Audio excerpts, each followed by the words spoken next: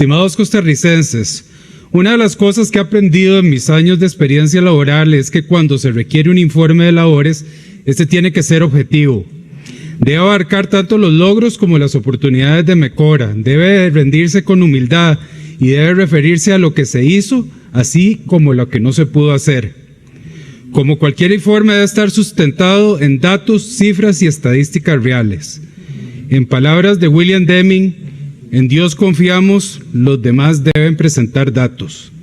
A pesar de ello, en ocasiones, como en el informe presentado el día de ayer por el señor presidente, nuestras autoridades siguen tomando decisiones sin basarse en evidencia y datos concretos. Después de escuchar con atención el discurso presidencial y pasar una larga noche leyendo 135 páginas del informe respectivo, queda claro que uno de los principales motivos por los cuales nuestras políticas públicas no están basadas en datos es el desconocimiento generalizado sobre la importancia de estos. Como sociedad debemos entender que la falta de datos en la toma de decisiones no solo puede llevar a la creación de políticas ineficientes, sino también a la perpetuación de desigualdades y discriminaciones sistémicas. Un estudio publicado en el 2018 por la Revista Internacional de Ciencias Sociales y Humanidades mostró que en un 70% de los casos analizados, las políticas públicas estaban fundamentadas en percepciones y opiniones, y solo un 30% se basan en datos y estadísticas. Esto resulta alarmante, ya que evidencia la falta de rigor científico en la toma de decisiones en nuestra sociedad. Y es que costarricenses, al escuchar las afirmaciones del informe presidencial, queda ese sinsabor que estamos en el campo de las percepciones. No sé ustedes, pero al oír con detenimiento el discurso, sentí una desconexión entre la Costa Rica real y la que pintaba el mismo. Voy a mencionar unos ejemplos de esto, lo cuales creo que son relevantes. Si bien comparto las medidas tomadas, por ejemplo, respecto a la apertura del mercado del arroz, es necesario ser transparentes ante la ciudadanía y hacer un correcto monitoreo de las políticas implementadas que hagan de la toma de decisiones un proceso serio, efectivo y eficiente.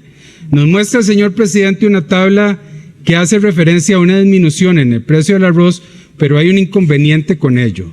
Y es que esta no es la forma correcta de presentar y comparar los datos.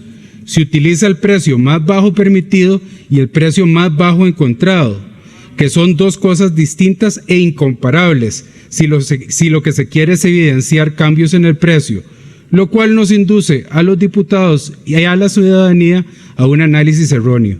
También de manera muy convincente se utiliza el precio más bajo encontrado en el último monitoreo, sin que se detalle la metodología utilizada en lugar de un precio promedio o mediano, o bien un rango de precios que refleje realmente la realidad nacional del comportamiento de los precios.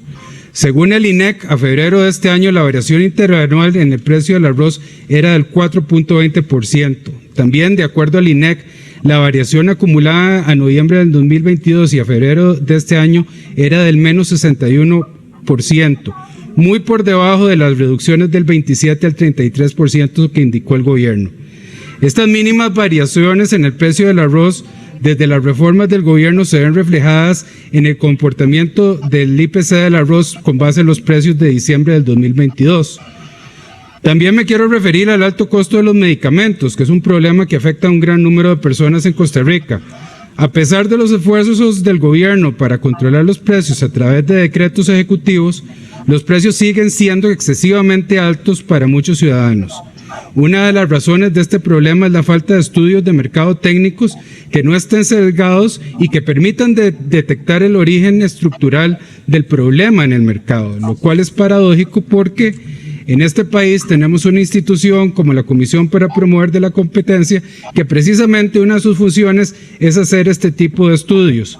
Sin embargo, al día de hoy el Poder Ejecutivo no ha querido asignarle el presupuesto a esta institución que le corresponde y precisamente nos lleva a tener que discutir en esta asamblea proyectos para modificar estructuralmente un mercado sin ningún asidero de datos ni científico, donde estamos realmente echando a probar a ver si sale algo bien.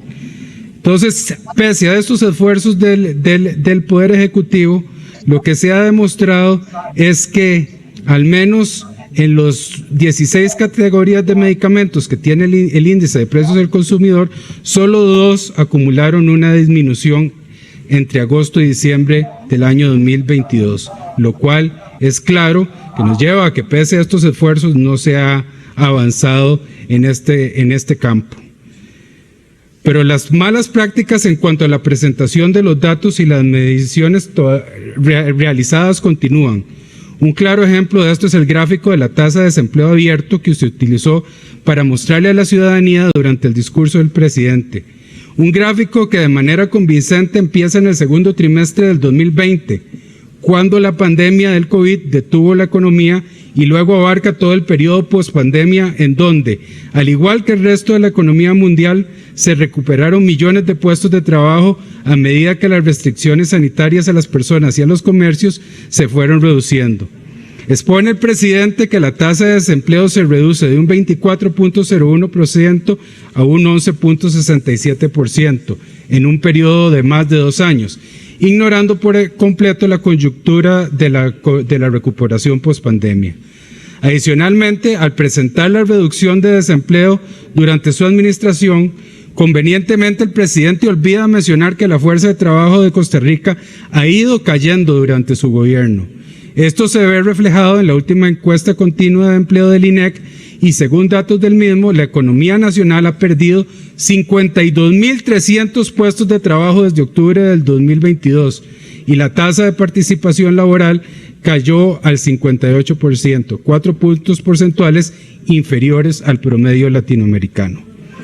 La realidad alcanzó a esta administración. Los datos indican que, en términos de desempleo, estamos a niveles de prepandemia, situación que ya era crítica. O sea, no tenemos nada de qué sentirnos orgullosos en ese sentido. Lo preocupante de esto es que en las 35 páginas del informe, indistintamente del eje, se evidencian las mismas falencias y vacíos.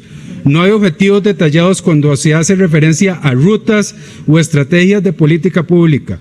Tampoco se profundiza en metodologías que permitan realizar una evaluación por objetivos cuantitativos o cualitativos a través del tiempo de la política planteada.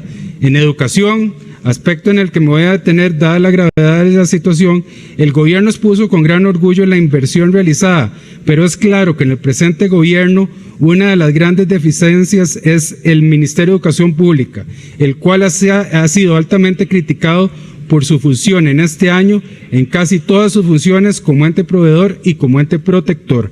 Actualmente tenemos un sistema educativo que navega a ciegas. Señor presidente, prometió, pero parece no haber cumplido. Sin embargo, no va a ser mezquino y no reconocer que en este primer año de gobierno ha sido mejor que cualquiera de los anteriores 8 años PAC. Sin embargo, es menester también recordar que la barra de por sí ya estaba muy baja. Para lograr políticas públicas más eficientes y justas, es fundamental promover una cultura de transparencia y apertura en el uso de datos y estadísticas. A través de la educación y la difusión de la importancia de los datos, podemos empezar a cambiar la mentalidad de la sociedad en general. Como lo afirmó el sociólogo C. Wright Mills, los datos son como lentes de lectura. Sin ellos, los hombres están ciegos. Muchas gracias, señor presidente.